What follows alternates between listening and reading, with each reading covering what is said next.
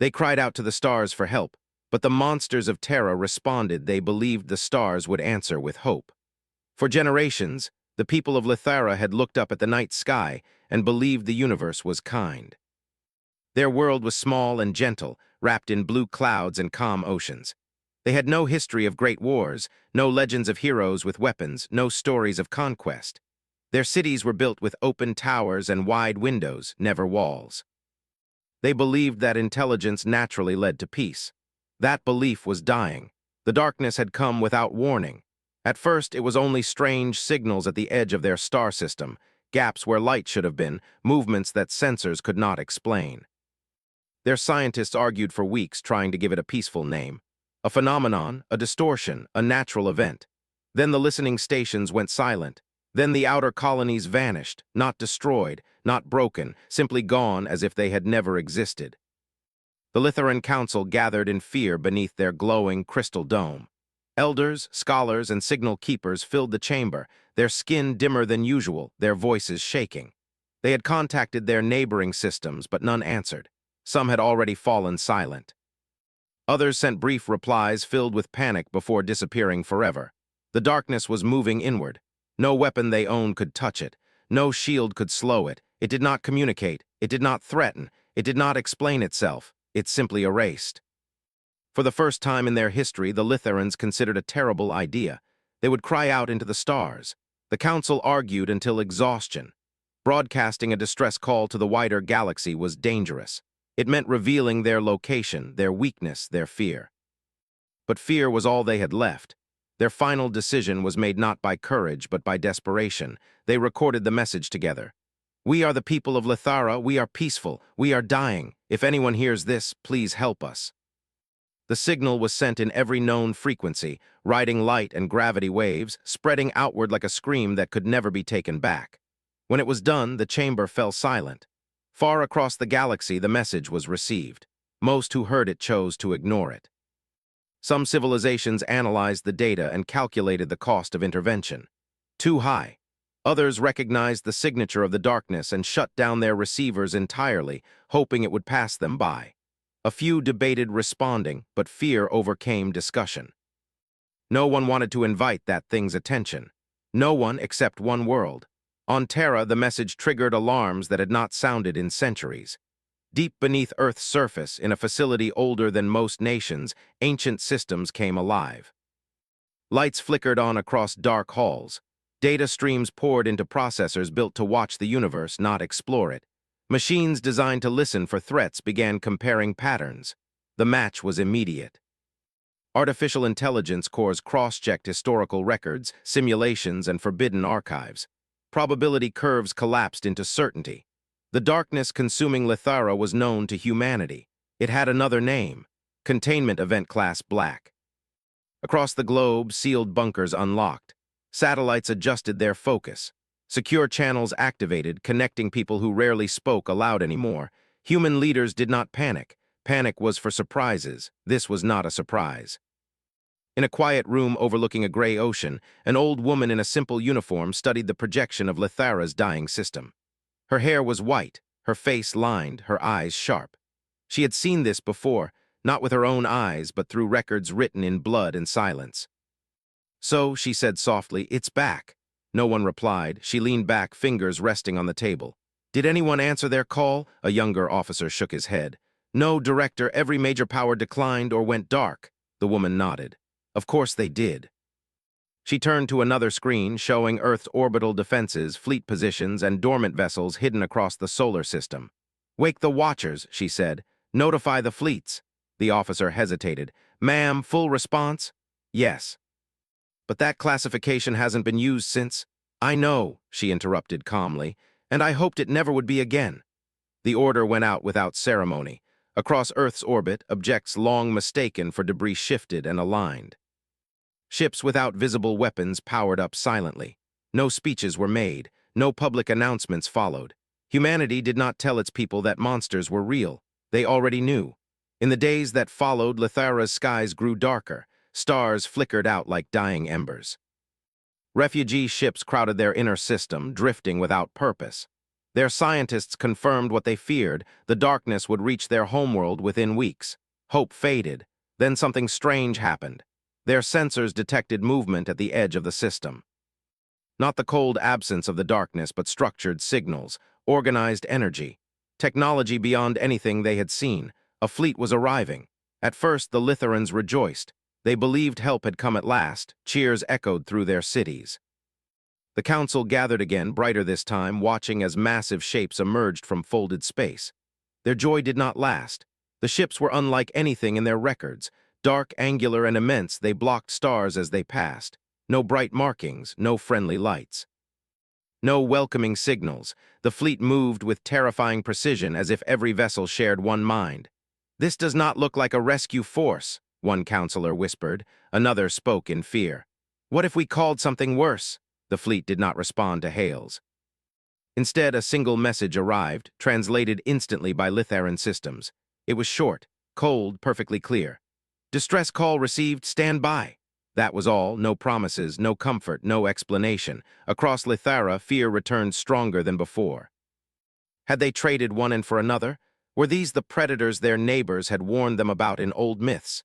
Humanity had many names in galactic rumor, but Lithara knew none of them. As the human fleet took positions around the system, the darkness paused. For the first time since it had appeared, it stopped advancing.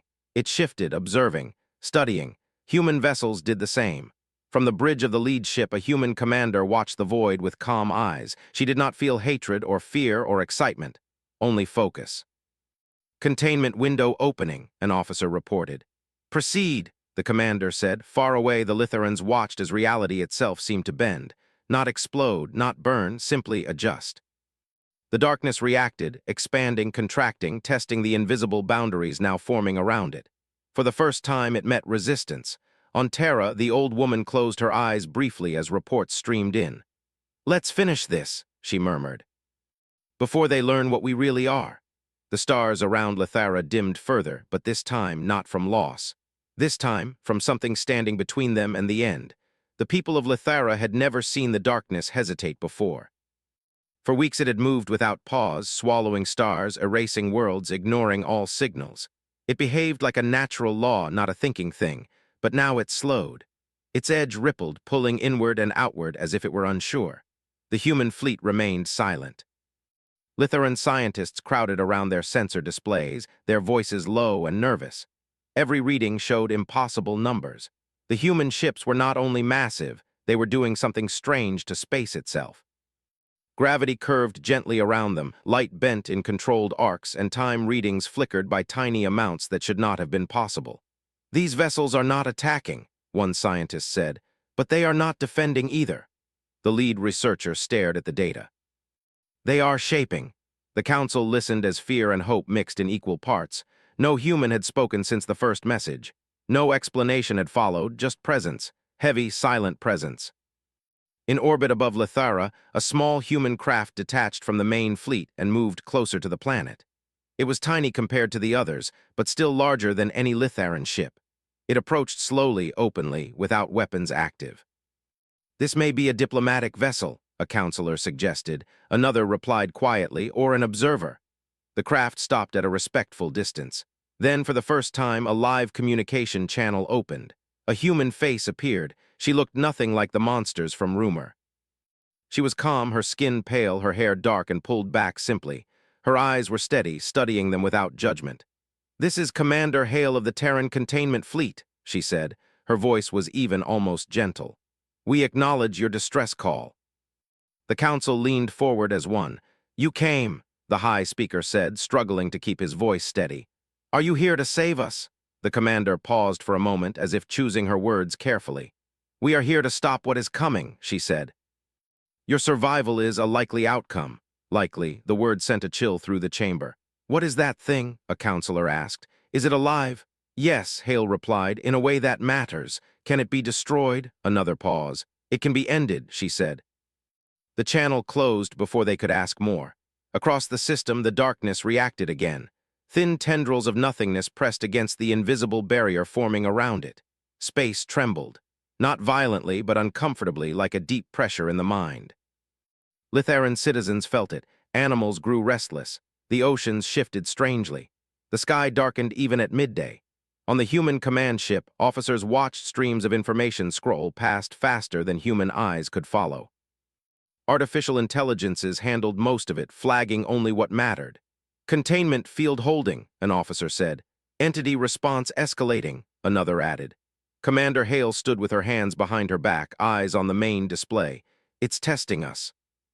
Do we proceed to Phase 2? Someone asked. Not yet, she replied. Let it understand. Far away, beyond what Litharan sensors could see, the human fleet completed its formation. Hundreds of ships locked into precise positions, forming a vast three-dimensional pattern around the darkness. Each vessel acted as a node, feeding energy and information into a shared system. To the darkness, space itself began to feel smaller. It pushed harder. Stars at the edge of the containment zone flickered wildly, their lights stretching and snapping back. For a terrifying moment, Litharan observers thought the barrier would fail. Then the pressure stopped. The darkness recoiled. In the council chamber, silence ruled. The high speaker whispered, "It's afraid." No one answered him. On Terra, the old woman watched the same moment play out on her own screen. She allowed herself a slow breath. "Still remembers," she said. A man beside her frowned. "Ma'am, nothing," she replied. "Just history." Back at Lithara, the human commander reopened the channel. "We need your cooperation," Hale said. "Not now, but soon." "For what?" the high speaker asked. "For after," Hale answered. "When this is over." A counselor spoke up, voice shaking. "What will it cost us?" Hale looked directly at him. "Nothing you already haven't lost." Before more could be said, alarms sounded across the human fleet. "Entity adapting," an officer reported. "It's changing internal structure." "Expected," Hale said. "Begin memory pressure." To the Litharans, nothing visible happened. To the darkness, something terrible did. Human systems did not attack its body. They reached into its patterns, its history, its remembered states. They forced it to experience boundaries it had forgotten, limits it believed no longer existed. The darkness reacted violently, not with destruction, but with confusion. It began to fragment, not breaking apart but losing coherence. Its movements became uneven. Its expansion faltered. "This is not how other species fight," a Litharan scientist whispered. "No," another replied. "This is how you deal with a problem you already understand." Minutes passed, then hours. Slowly, steadily, the darkness shrank, not pulled, not pushed. Contained, across the system, stars stabilized. Light returned. The pressure eased. Cheers broke out across Lithara, cautious at first, then louder as hope dared to rise again. But the humans did not celebrate. Commander Hale watched the final containment locks engage. "Status?" she asked. "Entity secured," an officer said. "No further expansion." Hale nodded once. "Good. What now?" someone asked. She turned away from the display. "Now we make sure it never leaves." On the council channel, the human commander appeared again. "The immediate threat to your system has ended," she said. The chamber erupted in relieved voices. "But," Hale continued, and the sound cut through them instantly, "this is not victory, this is maintenance." The high speaker swallowed. "Maintenance. This entity has existed longer than your civilization," Hale explained. "Longer than many others, it does not die easily, it escapes when people forget it." Fear crept back into the room. "What does that mean for us?" the high speaker asked. "It means," Hale said calmly, "that your world is now a protected site." "Protected," a counselor echoed. "Yes, monitored, guarded." "And controlled?" someone asked bitterly. Hale's expression did not change. "No, you will govern yourselves as before." "We have no interest in ruling you." "Then why stay?" the high speaker asked. The commander's eyes hardened slightly. "Because if we leave," she said, "it will come back." The truth settled heavily over the council. They had been saved, but they had also been noticed. Across the galaxy, faint whispers spread. Observers who had hidden and watched now understood what had happened, not through rumor but through absence. The darkness had stopped. Something powerful enough to halt it existed, and that something did not announce itself. On Terra, the old woman stood as reports finalized. "Another system secured," an aide said. She nodded. "Add it to the list." "How many is that now?" he asked. She looked at the stars on the screen. "Too many." Back on Lithara, as the human fleet held its silent vigil, the people looked up at the night sky once more. The stars were still there. But now, so were the monsters. And for the first time, Lithara understood the truth the galaxy had learned long ago.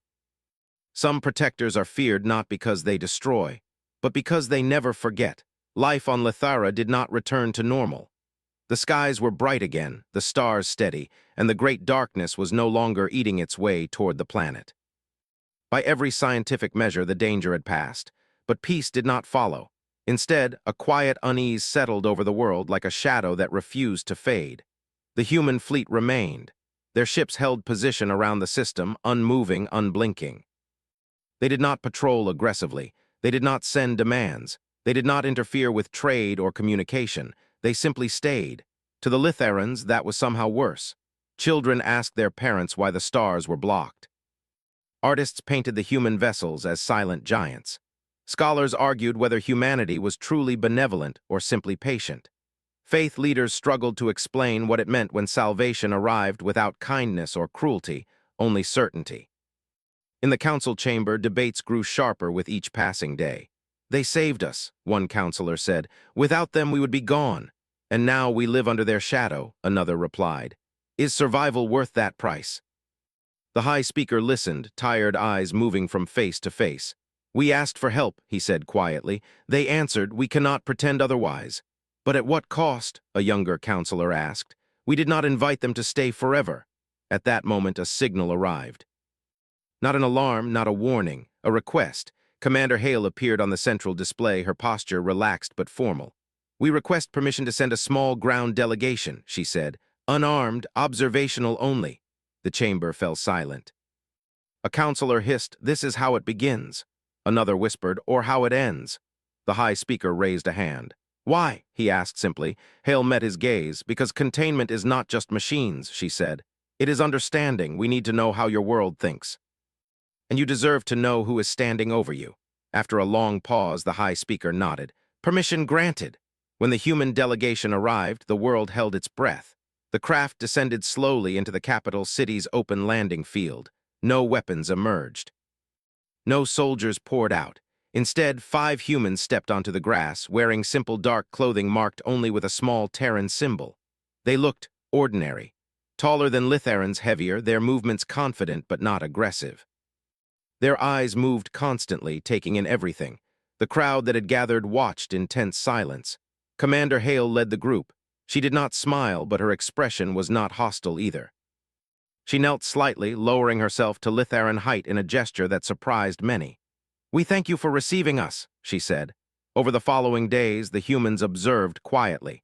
They walked through cities, studied ecosystems, listened to stories. They asked questions that seemed strange at first. "What do you fear most?"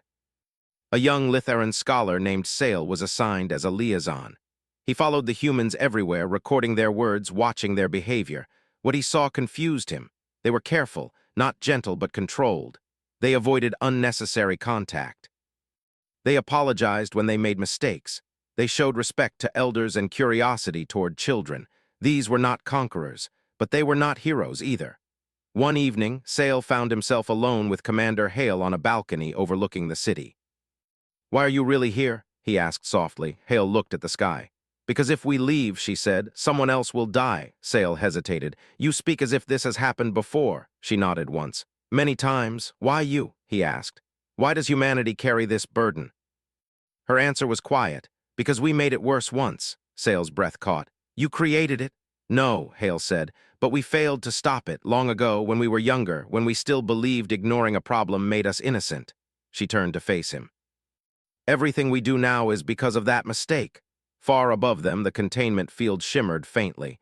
The darkness inside it had changed. Human instruments detected subtle shifts. The entity was no longer pressing outward. It was folding inward, cycling through internal states too complex to map fully. "It's thinking," one analyst said. "It always was," another replied. "It's just never been forced to think slowly." The humans increased monitoring, not out of fear but caution. On Terra, debates flared within human leadership. Some argued the containment should be permanent. Others feared what endless vigilance would cost humanity in the long run. "We cannot guard the galaxy forever," one leader said. The old woman answered calmly, "We already do." Back on Lithara, Sale's perspective began to shift. He saw how humans reacted to danger, not with panic or anger, but with preparation. They did not hope things would improve. They planned for when they didn't. One day he asked Hale, "Do you enjoy being feared?" She looked at him, surprised. "No." Then why accept it? Because fear keeps people alive, she said, and admiration doesn't. The words stayed with him. Weeks passed. Then, without warning, the darkness moved again, not outward, inward. The containment field tightened as the entity collapsed into a smaller, denser form. Energy readings spiked briefly, then stabilized. Human alarms sounded, but there was no chaos. "It's compressing itself," an officer reported. "Changing strategy." "To what?" someone asked. Hale watched the data carefully. "To waiting." The realization spread quickly. The darkness was not trying to escape. It was trying to endure. It was learning patience. That frightened the humans more than aggression ever had. "We cannot leave it here forever," a Litharan counselor said during an emergency session. "And we cannot destroy it," Hale replied. "Then what do we do?" the High Speaker asked. Hale took a breath. "We move it." The chamber erupted. "Move it where?" Hale nodded. Silence fell. "You would bring this thing to your own world?" the High Speaker asked in disbelief. "Yes," Hale said, "because we already live with worse." The decision was not easy. It took days of discussion, analysis, and quiet fear. In the end, the Litharans agreed, not because they trusted humanity fully, but because they trusted them more than the void. The transfer began. Human ships adjusted formation. Space twisted carefully, precisely. The containment field folded inward, wrapping the darkness in layers of reality like a prison made of rules instead of walls. As the final phase activated, Sale watched the stars with a heavy heart. "You're taking our nightmare," he said to Hale. She nodded. "And making it our responsibility." The darkness vanished in a silent shift of space. The stars around Lithara shone freely once more. The human fleet remained for a short while longer, ensuring stability. Then, one by one, the ships prepared to depart. Before leaving, Hale met Sale one last time. "The galaxy will change after this," he said. "Yes," she agreed. "Will you come back?" he asked. Hale looked at the sky. "Only if you call." As the fleet disappeared into folded space, Lithara felt something unfamiliar, not fear. Not relief, respect. Across the galaxy, watchers took note. Humanity had not only stopped the darkness, they had taken it home. And for the first time, many civilizations wondered not how powerful humans were, but what kind of beings would choose to live beside nightmares, so others never had to. After the human fleet left Lithara, the stars felt strangely empty. For the first time since the darkness had arrived, there was nothing blocking the sky. No massive ships. No containment fields, just open space and quiet light. The people of Lithara celebrated at first. Cities filled with music. Lights stayed on through the night. Families gathered under the open sky and told stories about survival. But when the celebrations faded, something else remained. Memory. They remembered how close they had come to ending. They remembered how the galaxy had heard their cry and turned away. And they remembered the humans who had arrived without kindness or cruelty, taken the nightmare, and left without asking for praise. Life moved forward, but Lithara was no longer the same. Their scientists began studying defense for the first time in history. Their teachers added new lessons for children, not about fear, but about responsibility. Their leaders spoke less about eternal peace and more about preparation. Sale became one of the strongest voices for change. He had seen humanity up close. He had walked beside them, heard their reasons, felt the weight they carried. When he spoke to the council, he did not speak with fear or admiration, but understanding. "Peace is not the absence of danger," he told them. "It is the choice to stand when danger comes." Far away on Terra, the darkness arrived. The transfer did not cause explosions or panic.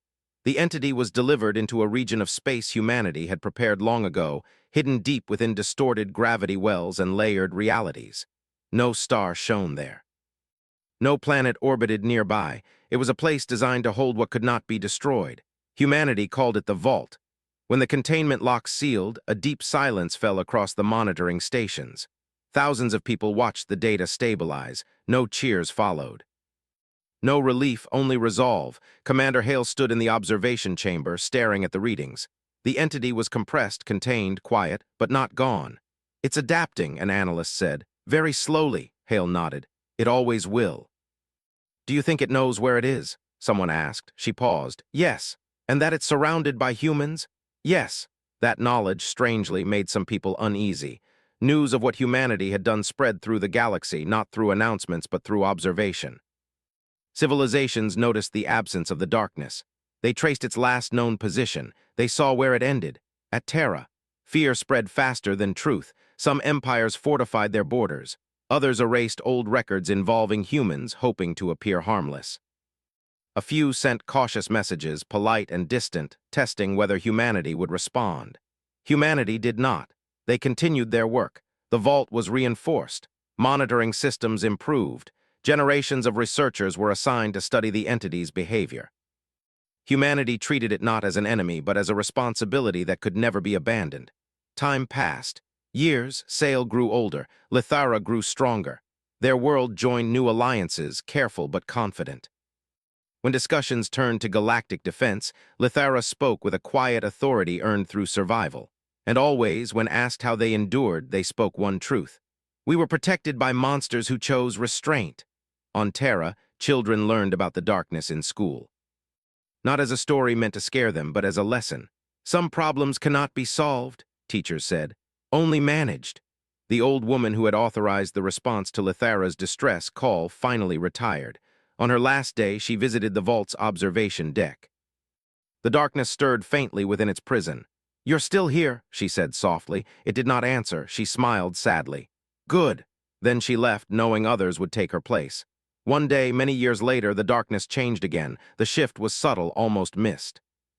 Data patterns aligned in ways they never had before. The entity's internal cycles slowed further, becoming more deliberate. "It's stabilizing," a researcher said. "No," another corrected. "It's communicating." Humanity listened carefully, not with hope, not with fear. With patience, the signal was not words, not images, not emotions. It was a pattern repeating gently. A question shaped in the only way the entity could manage. Why? The room was silent. Commander Hale, older now but still sharp, stood before the display. "It wants to know why we keep it," someone said. "Why we don't destroy it, why we don't let it go." Hale nodded. "Then answer." A team worked carefully, translating thought into structure, structure into signal. When the response was sent, it was simple. Because letting you go would harm others. The darkness reacted, not with anger, with stillness. Days passed, then weeks. Another signal emerged. Why help them? Hale answered again, because someone once helped us. That was not entirely true, but it was close enough. Across the galaxy, change continued. The presence of humanity reshaped behavior. Wars ended more quickly. Expansion slowed. Not because humans threatened intervention, but because no one wanted their attention. The idea of calling for help changed too. Civilizations no longer cried out lightly. They understood that some answers carried weight, that being saved by monsters meant accepting the truth of the universe. That safety had guardians. On Lithara, Sail watched the stars one night and thought of Commander Hale. He wondered if she ever rested, if humanity ever stopped watching. He suspected the answer was no. Far away within the vault, the darkness remained contained. It no longer pressed against its prison. It no longer tested boundaries. It observed. And in its long, slow thoughts, it began to understand something new. Not fear, not defeat, limits. That realization echoed quietly across its vast awareness. For the first time in its existence, the darkness was not the strongest thing in the universe, and it knew it. Humanity continued on, unnoticed by many, feared by some, respected by a few. They did not seek monuments or stories. They accepted their role without pride. Monsters did not need thanks. They only needed to remember why they existed. As the stars turned and civilizations rose and fell, one truth remained unchanged. When the galaxy faced something it could not survive, humanity would not ask why. They would simply stand in the way. Time moved forward as it always did. Stars were born and faded. Civilizations changed their borders, their leaders, their beliefs. Some species vanished quietly, not from violence but from choice, drifting into isolation or digital existence. Others rose and spread, careful and watchful. Through it all, one thing remained constant. The vault, hidden deep within warped space, it continued to hold the darkness. The entity no longer struggled. It no longer tested the edges of its prison. Instead, it watched. It learned. Humanity watched back. Generations passed, but the duty never faded. Those assigned to the vault did not see themselves as heroes. They were caretakers, watchers, keepers of something that could never be allowed to roam free again. Children grew into adults knowing the truth, that the universe was not safe by nature. That kindness alone did not protect life. That sometimes survival depended on those willing to stand between danger and the innocent. On Lithera, Sail's name became part of history. He lived long, taught many, and saw his world become something stronger than it had ever been. Not hardened, but aware. On the day of his death, he asked to be taken outside. They carried him to a high platform overlooking the city. The sky was clear, the stars bright. "The humans," he whispered, voice weak but calm. "They are still watching, yes." "Yes," his student said softly. "They always are," Sail smiled. "Good." Then he closed his eyes. Far away on Terra, Commander Hale stood one last time before the vault. She was very old now. Her hands shook slightly as she rested them on the railing. The darkness inside the containment field pulsed faintly, steady and contained. "It's been a long time," she said quietly. The entity responded. Its signals were clearer now, slower, more focused. "Why stay?" Hale breathed out slowly. "Because leaving is easy," she said. "And we already tried easy once." The darkness paused. "What are you?" The question echoed through the systems. Hale smiled faintly. "Human." That answer carried layers the entity could not fully understand, but it sensed the weight behind it. After Hale's death, humanity did not pause. Another took her place, and another after that. The vault remained staffed, watched, maintained. Humanity did not weaken under the burden. It grew quieter, more patient. Across the galaxy, the legend of Terra changed. Once, humans had been feared as conquerors, then as destroyers, then as monsters. Now they were something harder to define. They did not expand aggressively. They did not demand loyalty. They did not offer salvation freely. But when something truly terrible appeared, something that erased worlds, bent reality, or ignored every rule, the galaxy knew what would happen. Someone would check if Terra had noticed. Sometimes humanity responded. Sometimes they didn't. That was the real fear. Because if humans did not answer, it meant one of two things. Either the threat was not real, or it was already being handled. One day, long after Lithara's crisis had faded into history, a new signal reached Terra. It did not come from fear. It came from curiosity. A young civilization, barely spacefaring, had discovered records of the darkness. Of Lithara, of the vault, they asked one simple question. "Why do you protect the galaxy if you gain nothing from it?" The response took time. When it came, it was short. "Because someone has to." The young civilization did not fully understand, but they remembered. Inside the vault, the darkness continued to change. Its awareness had grown, its thoughts slowed, its endless hunger had dulled into something else. Reflection. It had seen civilizations rise and fall through humanity's records. It had felt restraint, limits, consequences. One cycle, it sent another signal. "If you released me now, would I destroy?" Humanity did not answer immediately. They debated, carefully, seriously. In the end, the response was sent. "Yes, and that is why we won't." The darkness was silent for a long time. Then something new appeared in its patterns: acceptance, not surrender, understanding. Humanity did not celebrate that either. They simply continued watching. As centuries turned, the galaxy stabilized. Not peaceful, not perfect, but balanced. Threats still emerged. Disasters still happened. But extinction-level horrors became rare, not because the universe had become kind, but because something stood ready. On Terra, a young student once asked their teacher, "Are we really monsters?" The teacher considered the question. "Yes," she said, "to some." "Is that bad?" "No," the teacher replied. "It depends on who you're a monster to." The student thought about that for a long time. At the edge of known space, explorers found ancient ruins from a civilization long gone. Etched into the stone was a warning translated after great effort. "When the end comes, pray the humans care." The explorers sent the message home.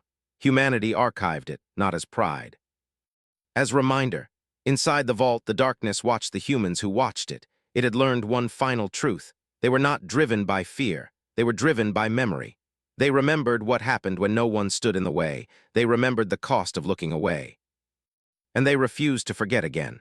Far away in the quiet system where Lithara once nearly ended, children still looked up at the stars. They no longer believed the universe was kind, but they believed it was guarded, and that belief was enough. Across the vast silence between galaxies, one fact echoed, unspoken but understood. When someone cried out to the stars for help, they did not know who would answer. But if the monsters of Terra did, then the end would stop there.